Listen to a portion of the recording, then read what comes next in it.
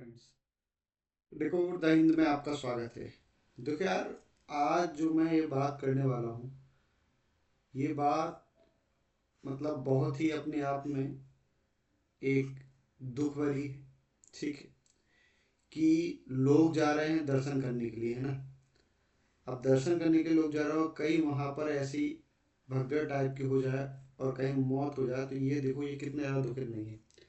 लोग अपने घर परिवार के साथ जाते हैं, भगवान के यहाँ जाते हैं मन्नत मांगने के लिए, दर्शन करने के लिए। ठीक है, तो ये सब चीज़ें बड़ी खतरनाक हैं। आप ये घटना ऐसा नहीं, देखो मैं नेक्स्ट स्लाइड में आपको दिखाऊं, ये जैसे यहाँ पर देखो आप, तो ये पहली बार नहीं है भाई। अभी कुछ दिन पहले ही 29 जून 2025 को ये पुरी में रथ यात्रा जो चल रही थी, वहाँ पर भगदड़ हो गई। ठीक है, 3 लोगों की मौत हो गई, कई लोग घायल हो गए।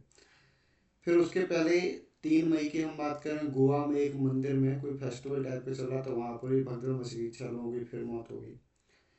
8 जनवरी, ये तो 2025 की बात चल रही है अपनी लेटेस्ट। 8 जनवरी, अभी पूरे 6 महीने हुए हैं।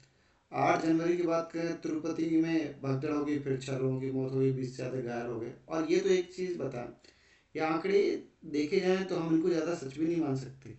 ठीक है, बट अगर ये देखे जाएं तो भाई मौत तो एक भी हो, फिर भी वो तो दुखनुमा तो है ही, है ना।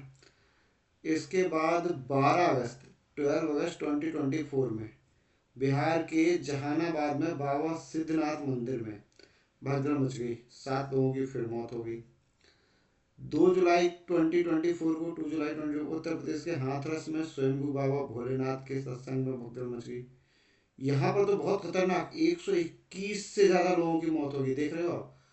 और रियल में कितने की मौत हुई ये नहीं, ये तो वो है जो काउंट किए गए हैं या जो हमारे सामने साक्ष्य रखे गए हैं, हम उनकी बात कर रहे हैं।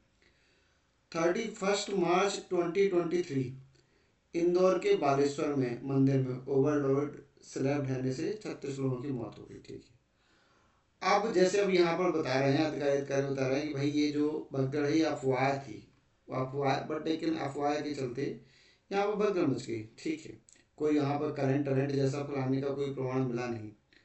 अब बात जो मैं कर रहा हूँ ये बात नहीं कि भाई जो भी थी अफवाह, बट लेकिन ऐसी अफवाह फैलती क्यों है। भाई कोई नहीं चाहेगा कि मैं अफवाह फैलाऊं या मेरे अपनों की किसी की मौत हो, क्योंकि हर कोई जानता है कि अफवाह फैलने से भगदड़ मचेगी तो कुछ नहीं कुछ की मौत तो, जान मान की हानि तो होनी ही।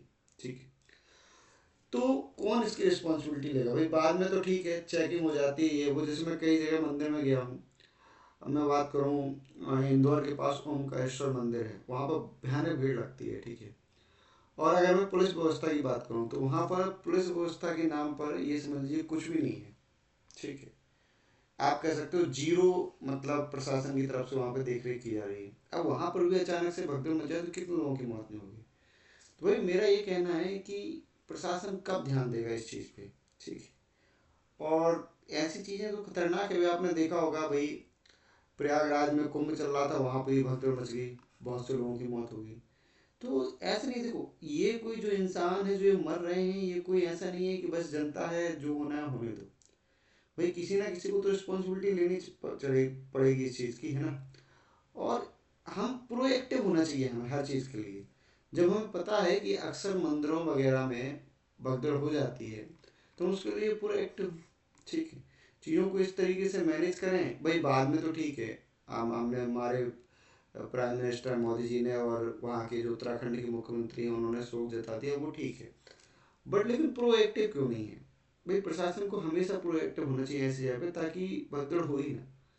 क्योंकि ऐसे भाई एक दो बार हो तो बात दूसरी, कोई भी हो सकता है वहाँ पर, है ना।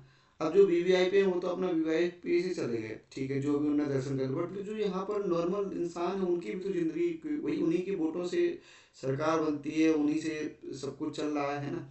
और उन्हीं उन्हीं की मतलब जान की किसी को परवाह नहीं रहती है ना।